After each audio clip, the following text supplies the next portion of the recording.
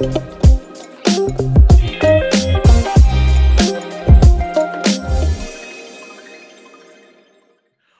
up, everyone? Welcome to the What's Your Five podcast. My name is Rodel, and today we have a very special episode. As you can tell right now, you probably don't hear or see my partner in crime, Anthony, tonight because he took the day off for recording. But that's okay because I am super duper excited to have our special guest on tonight.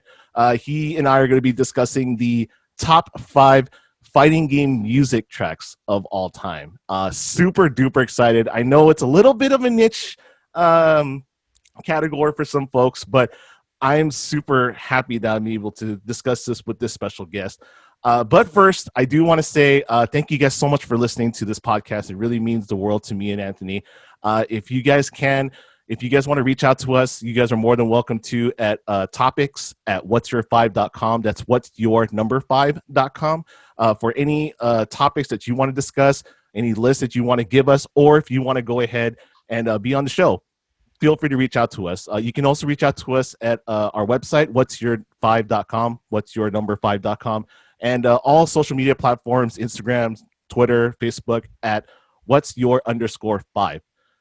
So with that out of the way, I just wanted to go ahead and introduce my special guest for tonight. So my special guest, this gentleman is well known in the FGC or the fighting game community, which, you know, if you guys don't know, for his contributions to modifying fight sticks, joysticks, if you want to call it that, his modifications and his artworks with JXK Designs.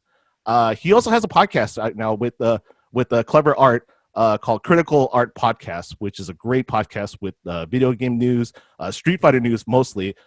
He also helps run the Rival Fools tournament, which is a really cool tournament on the East Coast. Right now, they're doing it online, obviously, due to COVID, but that's okay. But you can also find him on all social media platforms at JonyFraze. That's JonyFraze. This is my man, a.k.a. Jon Bonilla, JonyFraze. JonyFraze, how's it going, sir? Yo, what's going on, everybody? I am feeling well. Rodel, thank you for having me on the podcast. Also, shout out to Anthony, which hopefully we'll be back soon. But yep. I'm feeling good, man. You know, I had a good day. Good deal. I work full time for the FGC now, so that was basically my day, just grinding out, doing some design work. So it's funny you say that. Again, I've seen you a lot on your social media. You worked at a very large fruit company. We could talk about that. We can talk about it, right? So you used to work for Apple for like 15 years, which is insane, yes. Right? I've worked in IT now for almost 20. Never have I had that much of a stint at that long of a tenure at a company. But I mean, that's a long time, dude. A long time, super long. Yeah. So what were you doing before you left? Like what were you in charge of? What were you doing at the time? Well, I had a long career. So I started off as one of the geniuses. Okay. Yeah. Right. You get back then I was pre-iPhone. Oh wow. Nice. Think about that. Yeah, absolutely. So people used to come see me for their Mac and their iPod. Wow. Right? Yeah, that was old school, man. Back around that time too, I was super involved in the music, so I had a whole nother career in music prior to the gaming thing. That's something that I was also wanted to know, because I'm thinking for all you listeners out there, I'm a huge Street Fighter fan. Been playing it. In fact, when I heard episode 0 or the introduction podcast to Critical Art, when John was talking about his upbringings as far as like he grew up with Street Fighter and then got into girls and he went back to Street Fighter, I'm like, wow, that sounds just like my timeline for playing. Right? I mean, anybody who probably gamed, that's like game, girls, back to game. For sure. So I'm like, all right, cool. So I'm like, great. This guy is like, man, we'd be like best friends if you lived down here, because we'd just be able to talk about the history and because back then I was a big Street Fighter player in the 90s. I was younger though, so like I had my brothers that that were good, and they beat me constantly. It wasn't until they left and then I leveled up in 2000, from 2000 to 2006 I leveled up and I was playing Hyper Fighting for a while. Not Hyper Fighting, Hyper Anniversary Collection. Yeah, I know what you mean. Yeah. So I was playing that, and I was playing what was it, Super Turbo Vega, Super Turbo Boxer, and I leveled up from there. Wait, and then Vega Claw or Vega Claw. Okay. Yes. Yeah, So claw and Boxer. Okay. And I was, and then I had a Pocket Honda, and it was such That's a good lineup, man. Oh yeah, I mean it was but then also I had like a Turbo Ken. So Turbo Ken was my go-to online, because back then it was Xbox Live, right? And that was like the only way to play it competitively. And that's how I leveled up, because I didn't get to go out. Or I did get to go out to the arcades, but it was dying times in the 2000s. Yeah, there really wasn't any arcades left. I mean, there still isn't any really arcades left. Now there's like the beer garden / like barcades. Right, the barcades, sure. Yeah, absolutely. But, I mean, that time when you're talking about, literally nothing. No, and it was like dead, right? Like there was no until that Renaissance, right? It was kind of like that was the hyper anniversary collection was the start of the Renaissance, and then it started, and then after that, Street Fighter 4. Yeah, no, I'm sorry, HD Remix. You're right. Remix came back. Yes, and then Street Fighter 4. Mm-hmm. Yeah, man. Yeah, I mean, that's like, man, it's crazy, dude. Street Fighter has been like literally a part of my life. Basically my whole life since 91, like when 92, I want to say, because it didn't really hit the States until like the year following. Right. Hardcore, where it was like everywhere. Yeah. I've been playing Street Fighter, and even when I was like dormant, I always had the games. Like if I seen the game at a GameStop or wherever, like I would just buy it. I didn't even care if it said Street Fighter on it. I just bought it. Exactly. I mean, so I always had them. Yeah, you always had it. It was like riding a bike, right? You always just were able to play. Yeah. At any given point, I totally get you on that. And it's like my other friend, he would play with me, but he wasn't nearly as like serious about it, And I was keeping up with Evos and stuff. It was like very grassroots still, which I still feel that I was kind of like grassroots. One of the things I did want to ask you, because I know you're in East Coast, did you ever play at like Chinatown Fair, or like did you ever travel to? Oh, you did. Yeah. I live in Bergen County, New Jersey. Okay. I grew up in Hudson County, New Jersey, and that's literally right across the river. If I were to literally leave right now my house and hop in my car, I can be in New York City in 25 minutes. Wow. So Chinatown Fair, I wasn't a regular there, because it's kind of if you're not from New York City and like don't get there by basically if you use public transportation, you're good. If you have to drive in, it's a nightmare, because New York City, it's parking insane. Yeah, so that was me. Like I had to drive, and some like what, my homies would always take me for like my birthday. They're like, yo, like get in the whip, we're going to CF. I'm like, bet. I was there during like really good times. Nice. I've seen Justin there. Chris Hu. I remember one time I was there. I played PR Rog was there. Wow. Okay. Yeah, I played like dudes from the UK, man. Like wow.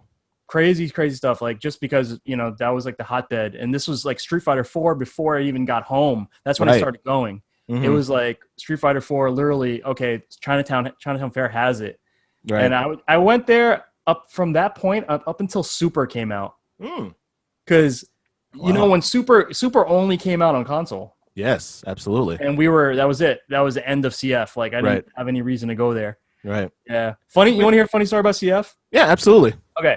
So if you're in CF, where if you imagine a wall, the right side of the wall is where all like the fighting games are. It's like you come in and then you hit this right side of the wall, and then it's like it's an L, and it goes left. Okay. So CF, like when you walk in, you see all the fighting games, and then you hit like the corner, and that's where Street Fighter 4 used to be. Right. And then to the left of you, there was a huge other group of gamers. Okay. Right. And they were the DDR guys. Oh, I know those guys. Yeah. All right. But here's the catch. This is New York, man. This is New York City. All right. Those kids are from like Lower East Side, Chinatown, like the Chinatown heads, like mostly Latinos. Sure. And you don't mess with those dudes. And people used to come in and crack on them. And being that, I wouldn't consider myself a regular, but I was there enough and know the culture, and I'm like, yo, my mans, and I've seen so many FGC guys like making fun of them and getting buffed out. Like literally, it's New York, man. Yeah, like, man. Don't mess. Like, that was just a big no-no. Like the minute someone was like, "Oh, look at these, whatever," You look know, at these clowns. I'm not gonna right? say it, but like, hey, look at these dudes. Yeah. And all of a sudden, we're like, oh, here we Here go. we go. Like that was it. Don't mess with DDR players, guys. No. FPG, nothing, man. They're buff. They work out, right? They're sweaty. Yep. And you've been sitting on a cab, and these guys been sweating. Yep. Don't mess with those guys. I'm not gonna mess with them, man. Trust me, man, dude. I swear, I've seen those dudes jumping in bars. Oh man, dude, I remember playing DDR, and it was back then. It was about the freestyling, right? It was like jumping over the bar, hitting the arrow underneath the bar, and like doubles. And in fact, I was just watching what was it? Summer Games Done Quick, and this dude was playing Pump It Up. Dude, that thing is insane. You know, like you can pump it up, right? It's the alternative version of DDR where instead of the up, down, left, right, it's like diagonal left, diagonal right, you know, and then, oh man, it's just insane. And how could you ever talk smack to dudes that like are literally working out while they're playing the game? No, don't do it. Don't do it. I'm just telling you guys, don't do it. Even at what do you call it, like Dave and Buster's? Yep. Don't do it. Don't do it. Don't make fun of those guys. Yeah. I don't literally like run up on your ass and kick your ass. So that's the thing, right? So that's the difference between, I think that's the difference between the East Coast and the West Coast, at least for where I live, right? So I'm in San Diego, and you know, it's all about keeping to yourself. I guess it's like a cultural thing in the East Coast, West Coast thing where like you can just talk smack all day, right?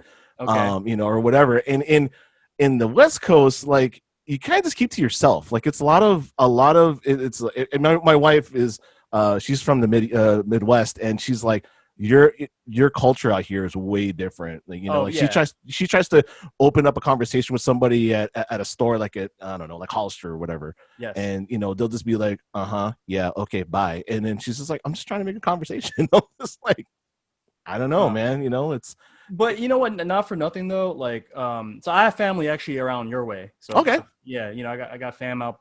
You know, Manila Mesa. I already know the deal. Oh yeah, you know the drill. You know the drill. Okay, you know the drill. Yep. Yeah, I know the drill. Yeah. But like, there is a cultural difference, and for East Coasters, like, you know, usually when I'm in California, you can like say hi to somebody randomly, and you know they'll just say hi back, and it's a positive interaction. Right. You're in New York, the reaction is like, hey, hi, how you doing? They just look at you crazy and basically say it verbally or say in their mind, what the hell are you asking? Like, why are you asking me for something? Are you asking me for something? You asking for money? Right. And that's, I have to turn that off when I'm outside of my area because I react that way too, naturally.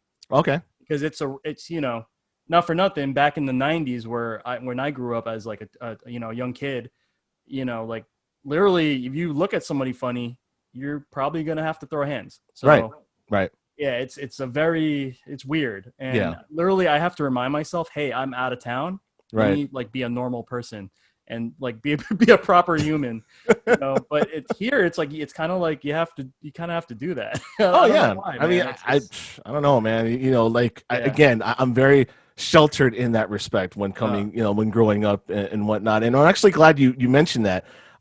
Because on this show, every time I have a special guest on my show, I usually talk to them about the topic of discussion. I say, okay, you know, like John, we're gonna go ahead and talk about the top 5 music games, you know, music tracks of all time for fighting games. So I'm like, all right, cool. So you know, he has his list coming up and stuff, but I come up with what I like to call the rapid 5 questions. Oh, okay, cool. All right, so we got these rapid 5 questions catered to you. These are not just like general questions here. These are things that are kind of catered to you, you know, and you know, it's nothing too embarrassing, but it's embarrassing enough, supposedly. But no, we're gonna try it out and see how you do here. And so here's the rapid 5 questions. And so we were just talking about this before we started recording, which was kind of growing up Filipino in a sense, but now, you know, his wife, who's also Filipino, now it's like more Filipino than ever. So the first question I have for you is, if you eat corned beef, in a can, is it Hormel or is it Libby? Oh shoot! Oh man, there's this other brand. No, there's only those 2 brands. That's it. No, there's this one brand, dude. I don't even know what it is. It's like this blue can. It's like super thick, and it's like. It only like my mom-in-law only gets it from the Filipino joint. It's super good. It's like next level. Oh shit! But we eat Libby here. Okay. All right. Good. All right. Cool. Like if we're stuck with grocery, right? Like Libby, but the other stuff is like the real joint. Right. I don't even know what the label is. It's not craft, right? No. It's actually like either like a Spanish or Filipino brand. Gotcha. It's crazy good. All right. When I find it, I'm gonna take a picture of you. This is the corned beef. This is the corned beef we're talking about. Corned beef. Yeah, exactly. Corned beef. You know that the the thing over there. That one, you know, it has no potato. You have to only eat it because you know. All right. Question number 2. Right. This one's gonna be a tough one for you, I know. Okay. Favorite fight stick of all time? Oh damn. Okay. I'm gonna answer this in 2 ways. All right. So I think like the quintessential stick is gonna be the Mad Catz TE. Okay. That kind of like when I saw arcade sticks when I was like coming up in the game, like they just weren't good. Like the nicest one was like the Hori sticks, you know, the real arcade pros. Oh yeah. And those were nice. I was like, all right, eventually I'm going to buy myself one of these. And you know, they've already been out for a while. So those kind of been the mainstay, but then like Street Fighter 4 came out. And then when the TE came out, it was literally like it looked like a chunk from the Velix cab. Yeah, absolutely. And that's when I was like, wow, like this can be like an artistic thing where it's like they're actually making things that just don't look like boxes with buttons and a stick. It's actually like beveled. You guys know like how it looks like. So that to me is like the most like quintessential stick, because it kind of like rose awareness that like, hey, like arcade sticks are like not just a controller. It's another platform of like expression. For me, it's my business now. Yeah. For sure. It's literally like, this is my business. Like I do fight stick artwork for people. I make my own fight sticks, and I don't even treat it like a controller. I really treat it as a canvas, really. That's my approach to things. Yes. So that to me was like the first eye opener. Okay. Now the other thing that, I mean, I really like the VLXs, the Hori VLXs. I have a diamond. I don't know if you guys, I'm going to move my camera, but you see that rack right over there? My goodness. I have all the VLXs. Top to bottom. Oh my goodness. Right. Living vicariously through you, by the way. For the past like 4 years now. So yeah. So that's like one of I have the diamond too, which is like super rare. Oh yeah. And but the one like the most current stick that I think is like what everyone should buy is the Hori Fighting Edge. I love that thing. Oh yeah. Oh, the Fighting Edge is amazing. Fighting Edge is dope. Just so good. Such a good canvas too. But just the sheer dimensions of it. Absolutely. Yeah. Absolutely. I also switched to playing with the Noir button layout, that like arch. If you guys don't know what that is, it's the button layouts are like slightly different. You know, you look at arcade stick, if you're not in the know, you know, they all look the same, but there's subtle differences. Like the Noir layout is like typically from Namco cabinets, right? That style. And it's actually super ergonomic. If you put your like hand down on a sheet of paper or something and draw where your fingers are, that's how the layout is. Yes. So absolutely. I actually switched to that. I'm actually wearing like a wrist brace right now for all the artwork and fight stick stuff that I do. So ergonomics are really important to me, and that's one of the main reasons, other than being an like amazing stick as well. Yeah, I mean, I noticed that you wear the compression gloves on your streams and you know, on a lot of your videos and all that stuff. And I'm like, man, dude, like, are you like 50?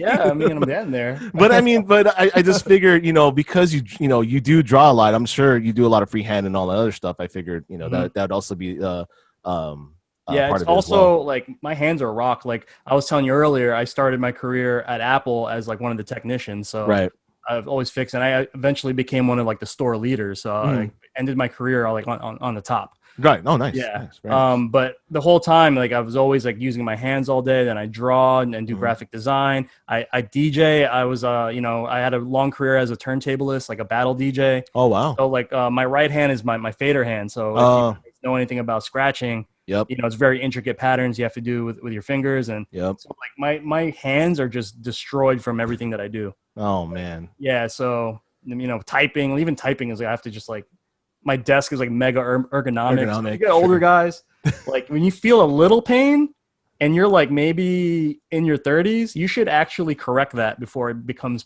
like very painful. Absolutely. So, I'm ergonomic, you know, I'm ergonomic keyboard all day, you know, and like wrist rest and all that other stuff. Because I mean, I've been in the game for how many years, you know? So. Yeah. If you guys are watching this, if you look at my mouse, this is my mouse. Oh, you got the upright mouse. Yeah.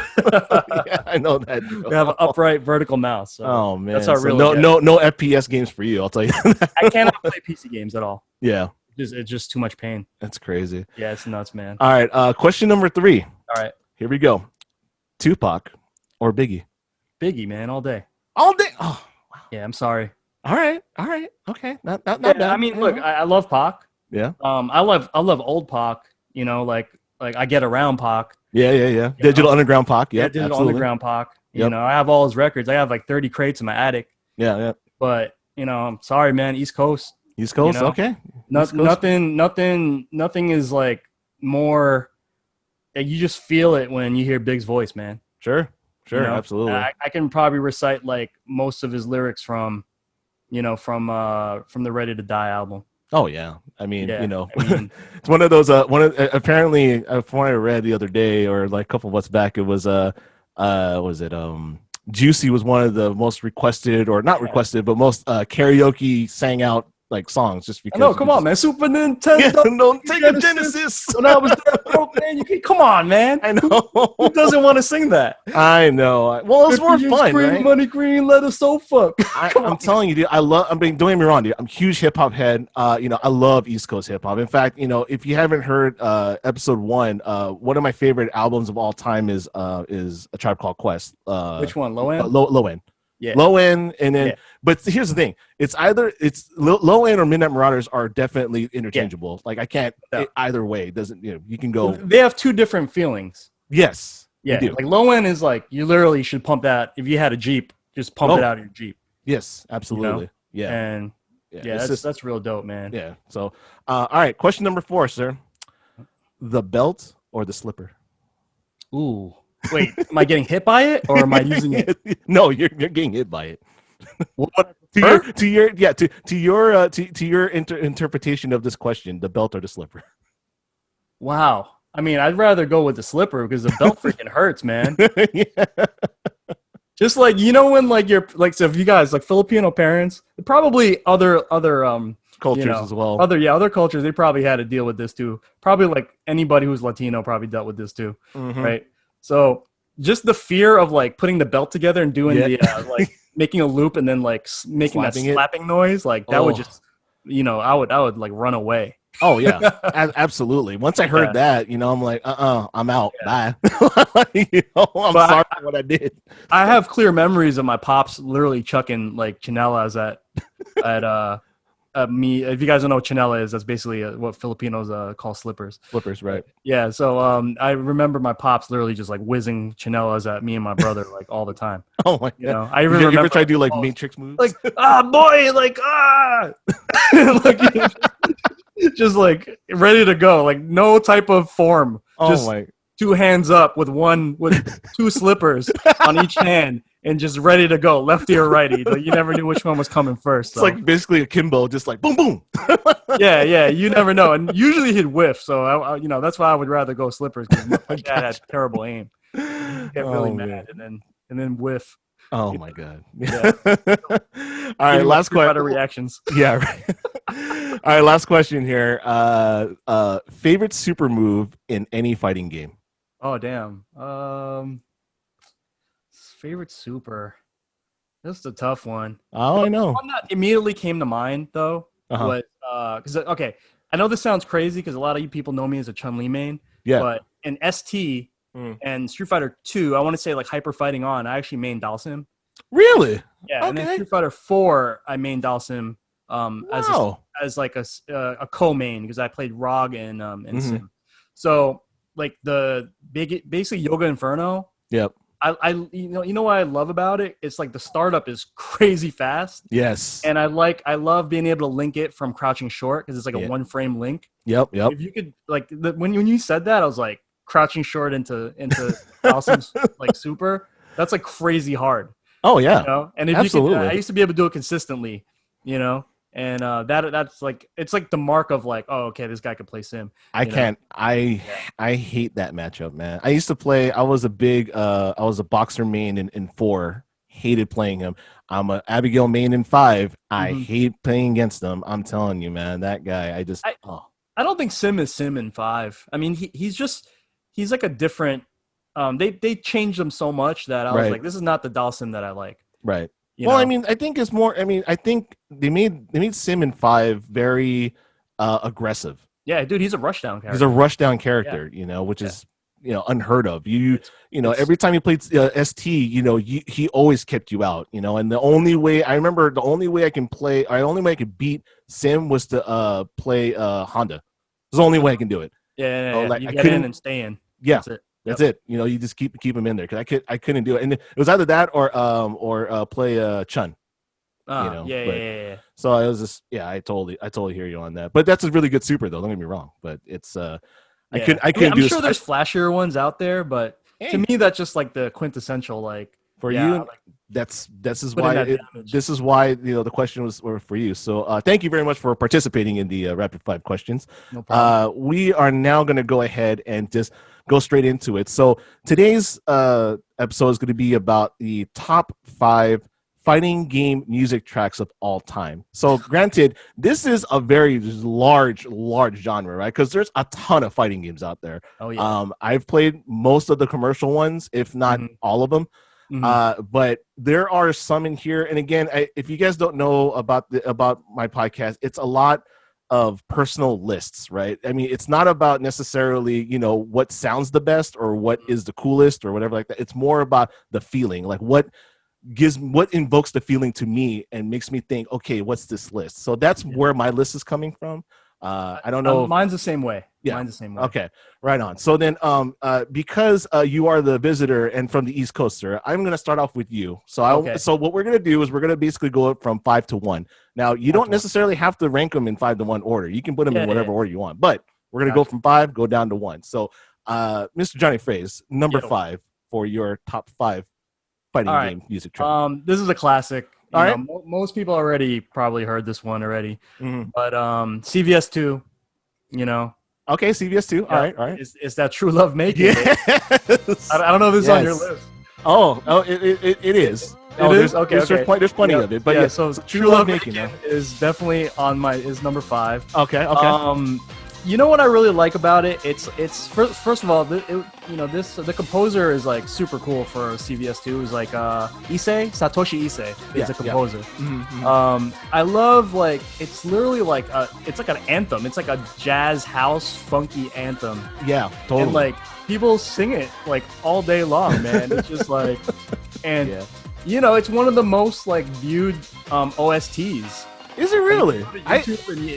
There's one of the main YouTube channels that has it. There's a bazillion views of it. It's really? It's literally a banger. It's it's a banger. Totally. If video game music had went gold, this would probably be a gold. It's not like platinum, but it's definitely a gold. It's tuna with bacon. That's what I was gonna say. Yeah, people also they always say, it's tuna with bacon. Tuna with bacon. Yeah. Tuna with bacon. Oh yeah. It's just a dope jam. I like so my musical taste. I produce hip hop. I used to produce hip hop. Okay. I have some pretty big placements with real artists and stuff too. You guys can look that up later. Yeah. But my taste. My record collection is a lot of jazz. Okay. Funk and early house. Okay. Pop. And this kind of hits all those notes for me. It has the dope R&B vocals, it has the really driving bass. Yep. Really dope funky house. It's like a classic house track. Yeah. If this came out as a normal song and in the beginning of house, people would have played this all the time. Oh yeah, for sure. My wife is a big Chicago house fan. So okay. I was. Not to say I didn't know about house, but when I met her 10 years ago, she basically introduced me to that world. She's like, okay, this is what it was back in the day, and this is how it sounds. And I'm like, man, this sounds dope. Yeah, Chicago house is probably Midwest house scene. Yeah, and that led to techno and all that stuff. Oh yeah. West has always been a powerhouse. Detroit, Chicago. Yeah. Early New York too. They were kind of very similar scenes. Yep. Yeah, for sure. It's an ode to that. This song is just an ode to that. Hopefully you could edit it in later. So no, we're going to. Yeah, absolutely. Cool, we're definitely going to be doing some posts on this. We're going to definitely have a lot of the post and music and all that. All right, good deal. So True Love Making, that was actually one of them on my list. Not necessarily on the top 5, but it was definitely up there. So I'm going to go ahead and start my 5. And this song is a song that I've always heard. And all these songs, obviously, you walk into the arcade, and I hate to say this because it sounds so cliche, but we had it so good back then because we were able to walk in and hear all these crazy sounds. It's like the ASMR thing, right? Where you hear like button smacking, you hear the music, you hear the intro song, you hear the demo, the insert coin themes and stuff like that. Every time I would walk into one of our local arcades in Mission Valley, they were the only ones, not the only ones, but they definitely had a bigger scene for Marvel vs. Capcom 2. And one of the songs on there that I loved was the Clock Tower stage, and it was always on every single time I was there. That song is, that whole soundtrack. You just said it yourself about the whole jazzy thing and all that stuff. Yep. That whole game, that whole fighting game had a dope soundtrack. I never appreciated it until way later, which is kind of sad. But I remember listening to that song every time. Every time I go in there, I would always hear that song. It's it was so good. Yeah, it's people, like, I don't understand. Like, people think that like they pocket it in this like, oh, it's like a '90s thing, right? Like a '90s sound.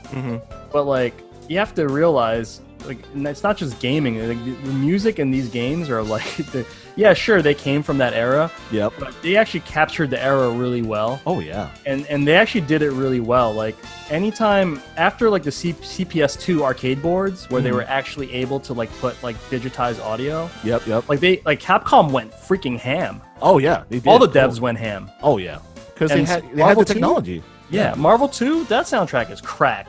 Oh, totally. Crack. I mean, shout outs to Yipes and Chris Matrix, man, for representing the crack, man, representing that Marvel vs. Capcom 2.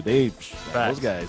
But yeah, that song in particular, it was Clock Tower stage. I remember hearing it all the time. I loved it, and then, even then, now I still listen to it while I'm working, and it's just it's so good. It's just every time, man. It's such a good song. I love how you said that. Is for you, it actually invokes like a flashback, like a memory of flash in time. Oh yeah. Absolutely. Like for me, that's like hearing the Street Fighter 2, like dun dun dun dun dun. Dun. Yep. When I hear that, like I just go instantly back to the bodega in the corner, right by my, I would freaking bounce from 3 p.m. from school, somehow scrounge up like 75 cents.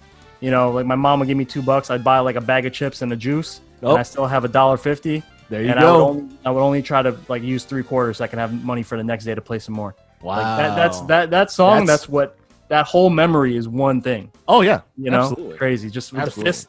Like that whole thing. Oh damn. Oh, so good. Crazy, so good. Crazy. So all right. So we got our 5s out of the way. Let's shoot down to number 4, sir. What is your number 4? All right. So this game, I actually didn't play this game up until more recent times, and it was in that gap where I was like, remember we were talking earlier about the girls? Yep. Yeah. So it was Third Strike, right? Okay. So, all right. Yeah, Third Strike's, first of all, the whole OST is godlike. Oh, absolutely. Okay. Hands down. Yep. What I love the most is the character select.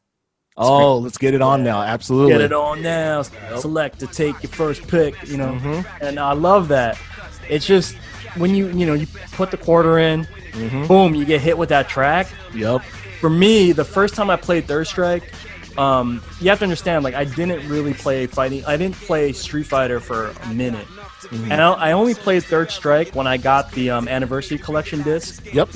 Right? And I didn't play Third Strike in the arcade at all. Like, those times were just, like, I wasn't really an avid gamer.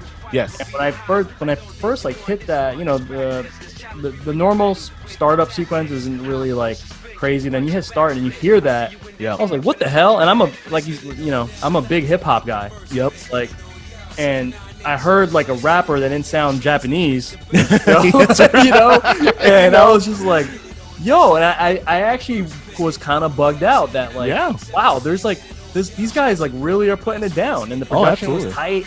Production was tight, and I was like, "Oh, damn! I'm gonna pick my character." Let's get it on, man. Pick my character, and that's like my first impression of Third Strike, and it was like super hype. This is kind of like a 4, my 4.5. But, like the staff roll at the end? It's like, it has that saxophone. Yep. Mm-hmm. Mm-hmm. Yep. That is the joint, man. Oh my god.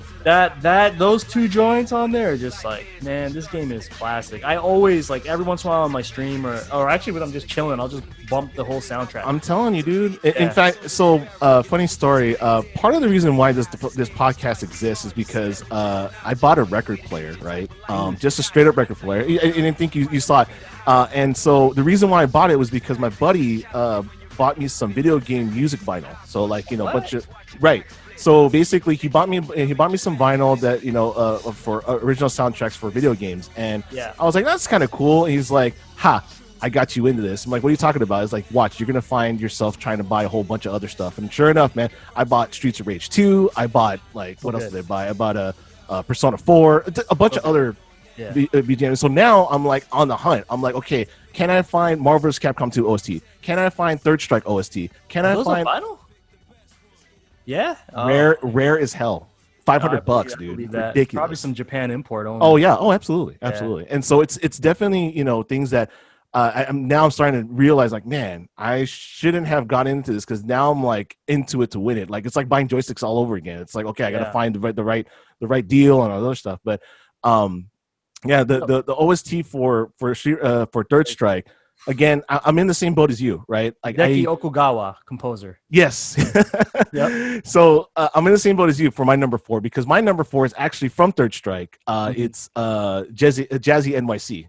Oh, of course. Yeah, I mean, classic, right? You're talking about, this was the song that you heard when Daigo did his amazing parry against Justin Wong.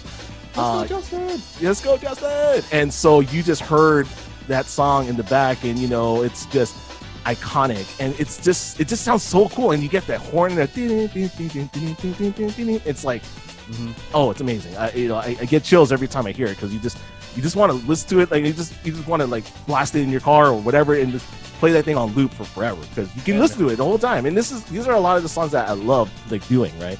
Or listening to, and it's just that whole soundtrack alone. I mean, I don't think there's really any song on there that I can think of that was not good. Like everything was good, from top to bottom. So yeah, I mean it's like a combo of like drum and bass, hip hop, house, jazz. Yes, I mean that's like incredible right there. Yeah. And actually, not for nothing, guys. I found the rapper that did all the vocals. Yeah, it's this guy Infinite. He's from Canada. I think he's from Toronto.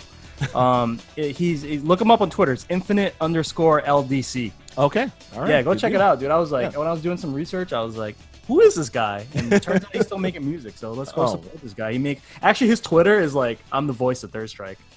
He should be. Yeah. Wait, but is he the guy that puts it in and says, now, find a new rival? He's like the main voice, I guess. That's crazy. Because like the voice of Third Strike, Oh, it's insane crazy stuff, man. So, all right, good deal. Number 3, sir. What do we have? All right, so this one's a kind of a more recent game. Okay. It's just this. You know what? All right. So I'll just get out of the way. It's composed by Mick Gordon, and it's actually the Killer Instinct 2013 theme song. Okay. Right. Okay. Yeah. It's like, so Mick Gordon is an Australian dude, like really dope composer. He's done a bunch of games, but this guy like managed to like bring all the nostalgia back. Right. Updated to this like really techie, grungy. Yes. It's kind of like almost dubsteppy, but not really in there. And the guitars are like off the hook. Yep. You know what I mean? It's just off the rocker. Like it's literally like so in your face, just like the original game was, but less of the 90s cheese. Well, I mean, the 90s cheese was very heavy rock influence, right? A lot of guitars, a lot of like and hard. Techno. Totally. Like techno, yeah. Yeah. So. Yeah. If you guys have a minute to just like listen to it, I know you guys will probably edit it in, but like when you hear it, it's really dense. Like I produce music too, right? Yeah. Listening to the tracks of basically the whole OST is incredible.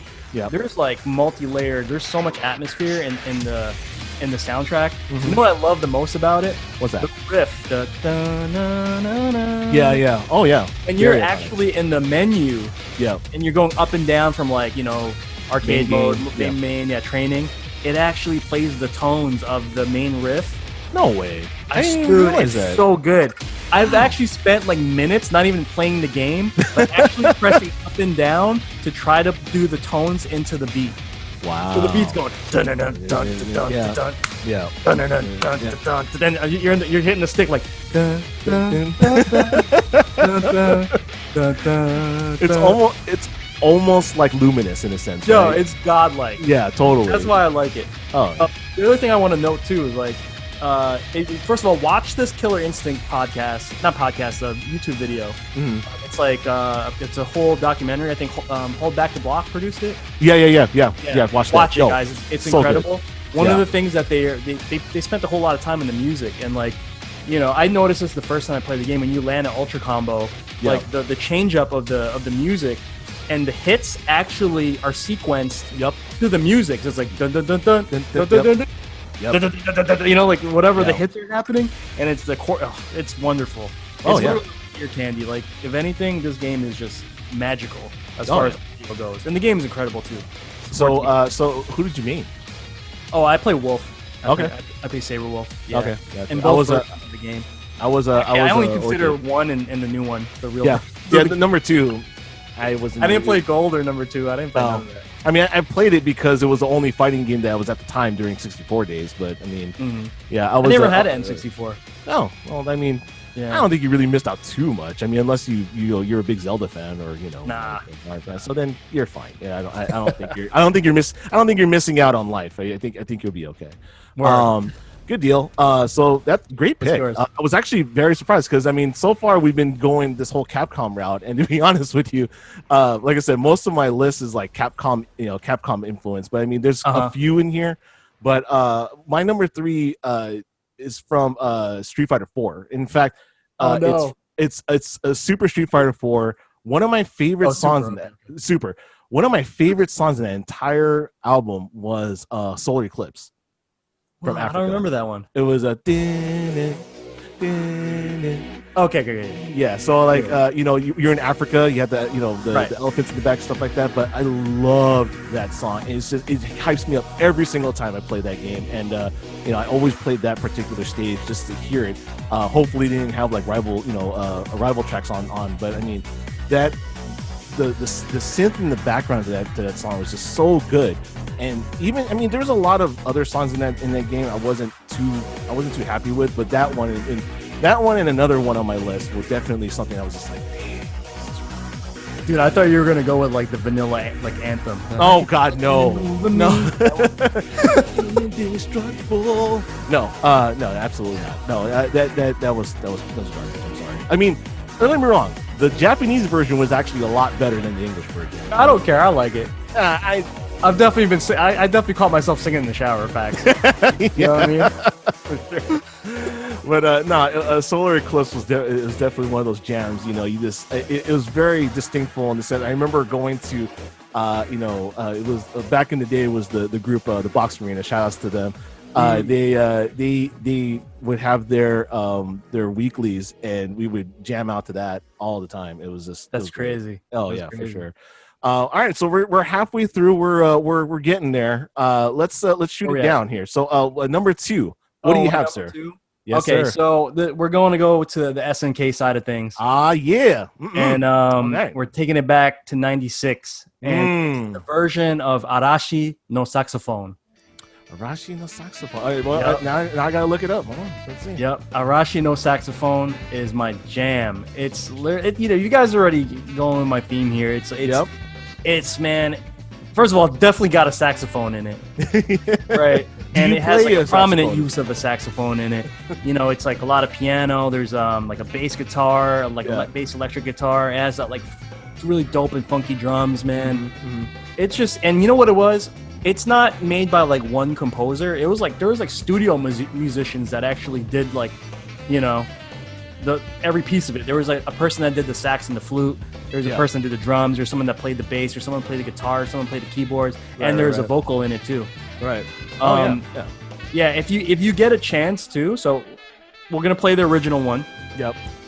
Also, listen to. I don't know if you heard of the band, the Consoles. Yes, absolutely. Okay, so they did a jazz cover of this song. Did they? And dude, every time I play this, it doesn't matter if you're a gamer. People are like, "Yo, what is this?" And I have to tell them like, "Yo, Dead ass, bro. This is that's my New York shit coming out, right? Yeah.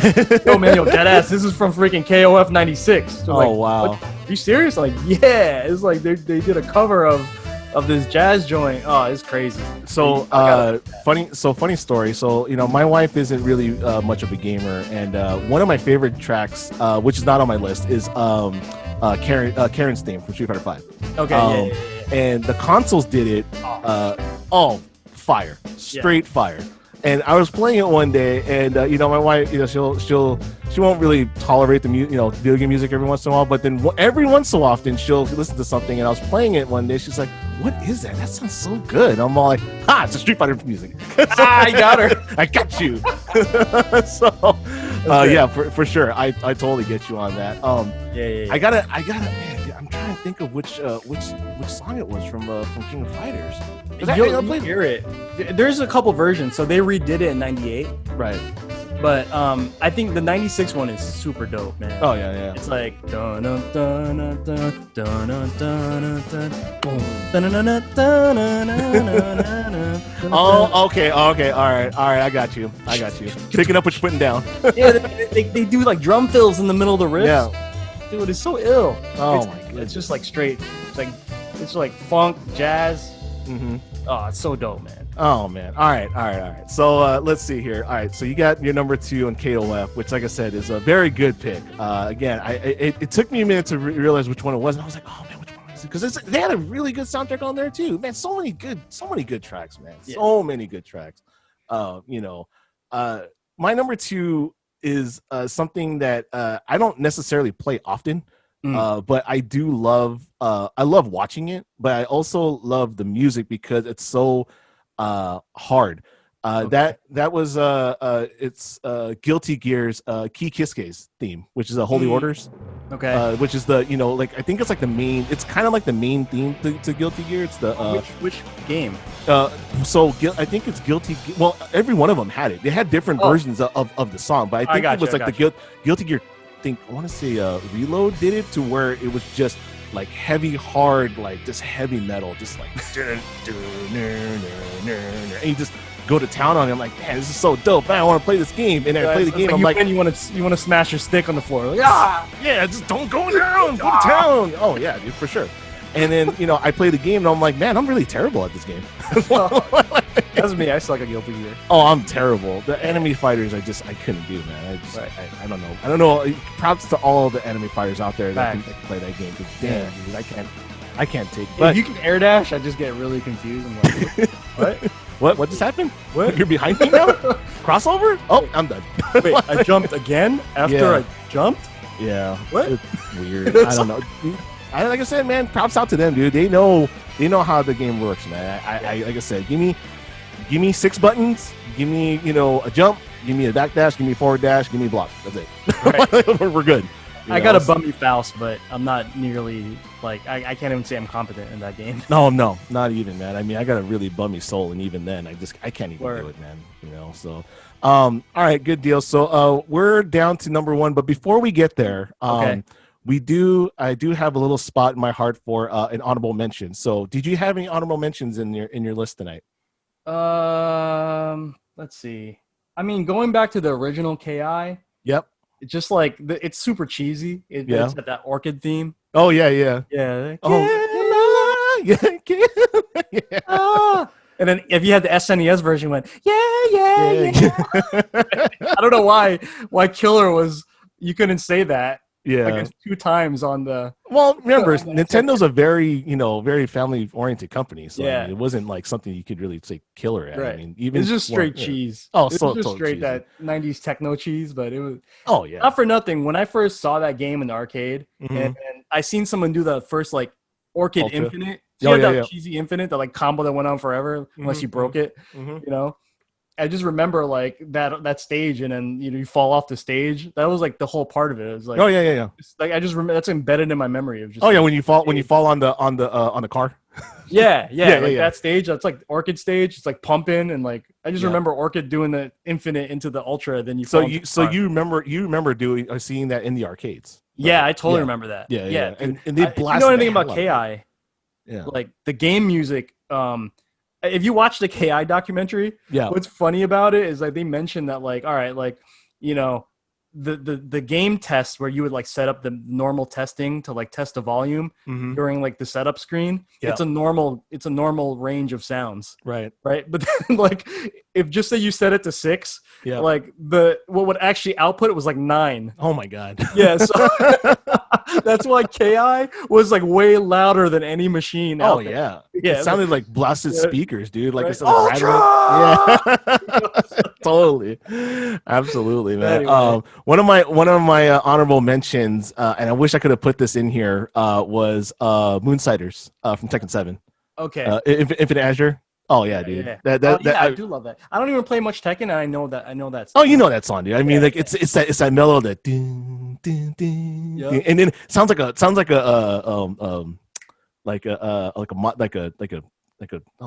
montage, right? Like you're like running, and then and then you start getting pumped up, and you're like running even faster. Oh man, it's so good.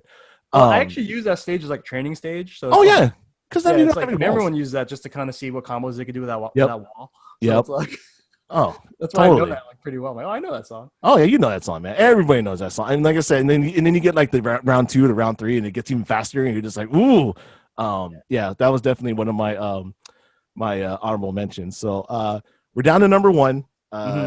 You know, let's finish this off strong. What do we got? All right, I'm just gonna go with like blatant. You know, it is what it is, and I can't really avoid it. Yep, it's just the freaking Guile theme. Yes. You know what I mean? It just is what it is, man. Yeah, it is. It goes with everything, bro. It does go with everything, but for me, it's actually like really hype. It's like when I hear that. Yep. Okay, so 2 emotions come out for me, right? Right. It's the hype. It's like especially with Street Fighter 2 days especially when like you're about to die and everything gets sped up. Yep. You know, and that hype, you know, that song was always hitting hard. Like, yep. Yeah, you're like, oh damn, you know. Keep blocking. Yeah, but then I would also get like mega frustrated at that. Yeah. Because when you guys, if you've ever played Guile in the freaking CPU Guile. Yep. Yeah, and like he could just like walk and flash kick. Yeah, what's up with that, man? What's up with that? You know, and so that would like piss me off, right? If I beat a cheap CPU Guile, right? Like it just felt even better. Like, oh, I beat your cheap ass. Yeah, I beat non-charging blade kicks. Ridiculous. Yeah. You want to hear something funny? So, what's that? The composer, her name is, let me see, I wrote it down. Yoko Shinomura. Yep. Yeah. Okay. So she didn't even know it was like a meme, like an audio meme. Really? Yeah. Up until like she got interviewed a couple years ago. Yeah. She didn't know. She was just like, "Oh, word." Like, I guess like so. That. Yeah. And then she was like, she actually didn't know that it became like an internet meme, and like the interviewer was like showing it to her, and she was like wigging out. Oh wow! I mean, like I think my favorite version of that meme was it was like a KFC chicken commercial, and the dude was just dancing, and he played. It's so good. You know, like when I'm down, I'm like whatever game I'm playing. Yeah. Like if I'm down and I'm like I'm gonna come back, that automatically plays. Like there's some freaking like iPod in my head. Yeah, right. Like, you know, I hit play and it's like dun, dun, dun, dun, dun, in my head. Oh, you know, and that's not even just fighting games. It's like when I really gotta like come through. Like I'm in a pinch. Like Guile theme plays in my head. You know what I mean? And that's why it's like means so much to me. I'm like, oh my god, that's too funny, man. Yeah, I remember, you know, so Guile theme was definitely there in the arcades in San Diego. One of the things, and this kind of segues to my number 1. Guile theme was definitely up there. I didn't want to put it on this list because I'm pretty sure it was going to be up here anyway, but it did have a special place in my heart for a lot of the arcades I used to go to. Shout outs to Ray's Arcade back in the day, Tilt, all those guys. But my favorite times as a kid was going to Vegas, right? Oh, okay. Going to Vegas, my parents would obviously gamble. They're Filipino. It's just kind of in the DNA. But they would take us to Circus, which is like, you know, like that's like where all the kids went because they had like big arcades. It was a huge arcade thing at the time. And this song would always be there because they would always stop at this stage. And it was Boxer Balrog theme CPS 1. That's my number 1. So And like every time, dude, like I would go to Vegas and, you know, and people would be, you know, popping in quarters. They would be going and we'd be playing back and forth. There was a row of Street Fighter machines, you know, as far as you can see. Every single one of them had a Balrog stage up there. It was either Balrog stage or it was a Dictator stage. It was a Bison stage. But every single time I heard that song, it brings me back to just, you know, being back at the arcade, you know, with my brother, and he and I would just like wreck shop, right? We would just, it was basically our training grounds, trying to figure out what we can do better. You know, this is, you know, we practiced on SNES, then we would go to Vegas, and then we would practice it out with everybody else that was over there, because that was like our way of trying to practice. And granted, we weren't that old. Like we were like, let's see, it was my brother was like maybe, so he was probably like 13, I was 10. Okay. So like, you know, we would just go back and forth, and like we would go there, and it would always be Balrog's name. And of course, Balrog's where's the stage in? Vegas. So it's like every single time for whatever reason. I don't know if he did it on purpose. I don't know. That's the thing. I don't know, man. All I know is that it's a very vivid memory of me walking into the arcades over at Circus and seeing Balrog stage every single time, and they're always there. Like it was never Guile stage, it was never Blanca stage, it was never Sagat stage, because you know all those tracks are bangers. You couldn't pick your stage.